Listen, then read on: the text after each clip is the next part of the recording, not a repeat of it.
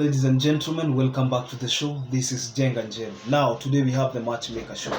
And you understand the protocol here, that any other time we have a man on board, the man must be looking for a woman. In the same way, when we have a woman on board, that woman must be looking for a man.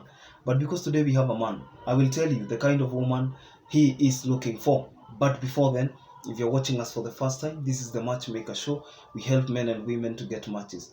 And the moment they get the right ones, they meet their destinies. So you're not lost if you're new to the show. Kindly subscribe, like the video, leave a comment, and don't forget to follow me on Facebook, because that is where we post the contacts of our guests. Jenga Jer Facebook page. Follow. Our guest on today's show, for the very first time, we are having an Ethiopian. Ethiopia is in Africa. There were only two countries that were not colonized, Ethiopia and Liberia. Ethiopia has been ni mahali ambapo Haile Selassie ametoka. Ethiopia is a country that right now is undergoing some turmoil, some civil war here and there. It's been there for some time, but it's also a stable country, a very good African country.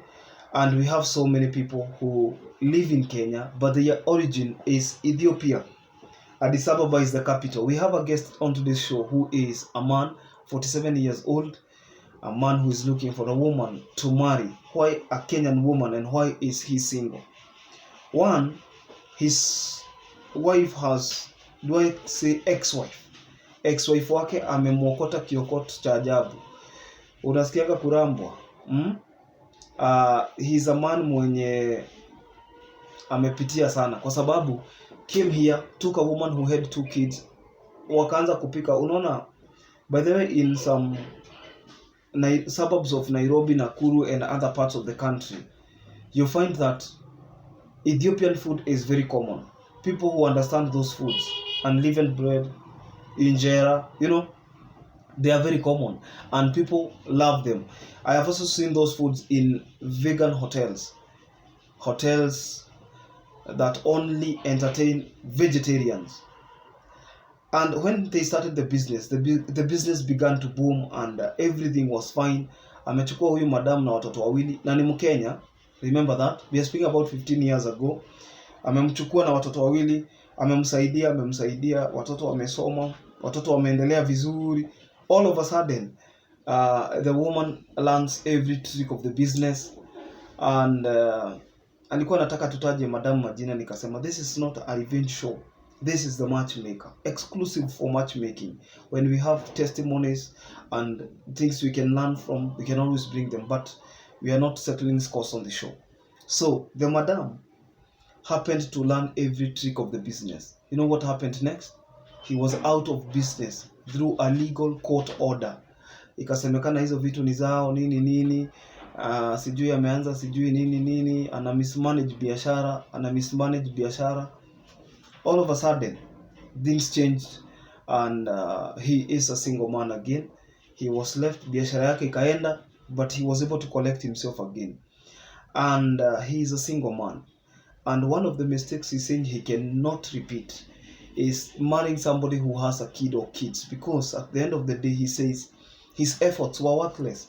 Watoto wamekuwa wakubwa, wamesoma, alafu wakati wamesoma wameingia college, alafu sasa mtu anakuambia, by the way, usiniongeleshe hivyo, you are not my dad. And what do you do when people tell you that and you have committed all your life to helping them? And it is very, very, very unfortunate that he is having to deal with such a thing. So he is looking for a Kenyan woman. Most of his adult life has been in Kenya. This is where he has established businesses. He has been able to, learn. He has been able to learn the culture, the geopolitical influence of the region, the business, the business deals and dealings, all those things. And he is happy to announce that he is healed. The moment you heal, you move on. And the moment you move on now, life begins to take new shape. He's looking for this woman who is between the ages of 30 and 35. A woman who at least can bear him a child of his own, because he doesn't have. And I was asking him, how come that you stayed all along? You never wanted to. Can you reduce that noise, please? He wanted to what do we call it? Why can you not get a kid of your own? And you have been there all along. You have been there trying to, you have been there, umesaidia watoto wenyewe wawili, kwani wewe huwezi pata wako? Kwani nguvu hakuna ama inakuwa namna gani? Say iko, but every other time they made an attempt, all hell broke loose.